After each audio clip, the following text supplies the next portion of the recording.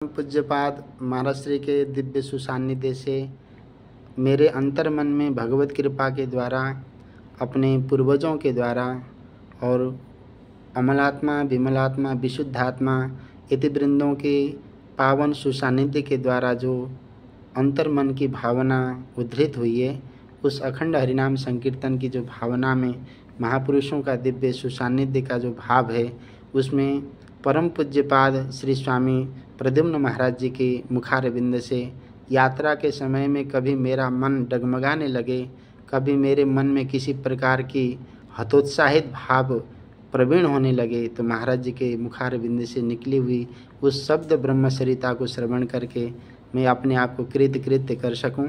पूज्यपाद महाराज श्री का आशीर्वाद मेरे लिए कल्प वृक्ष की भांति मेरी यात्रा को सबल सुबल बनाए। पूज्यपाद महाराज श्री के श्री चरणों में सादर प्रणति निवेदन करते हुए महाराज श्री के दिव्य भाव को मैं ग्रहण करना चाहता हूँ। पूज्यपाद महाराज श्री। मेरा यही भाव है कि आप निरंतर आपने जो संकल्प मन में लिया है तो उस पर सतत ध्यानावस्थित बने रहें। अपनी जो मांग है उसको निरंतर सतत अनुभव करते रहें, यही प्रार्थना है। प्रार्थना का मतलब हम जो चाहते हैं उसको बराबर हमारी अंतर में उसकी उपस्थिति बनी रहे, बार बार उसको हम स्मरण करते रहें, यही प्रार्थना है। तो आप निरंतर जो आपका संकल्प है, जो आप चाह रहे हैं, शुभ संकल्प, वो आपका निश्चित रूप से पूर्ण होगा।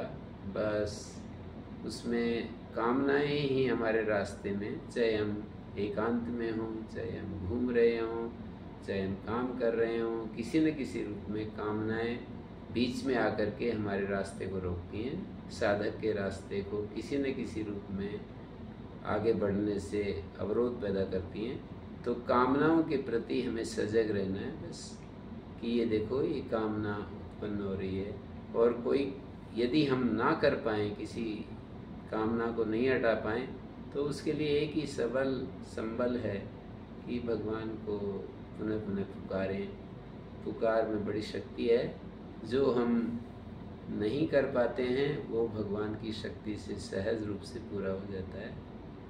आपके संकल्प पूरे हों, आपके क्या हैं, उस संकल्प को भी भगवान का संकल्प के रूप में आप अनुभव करें।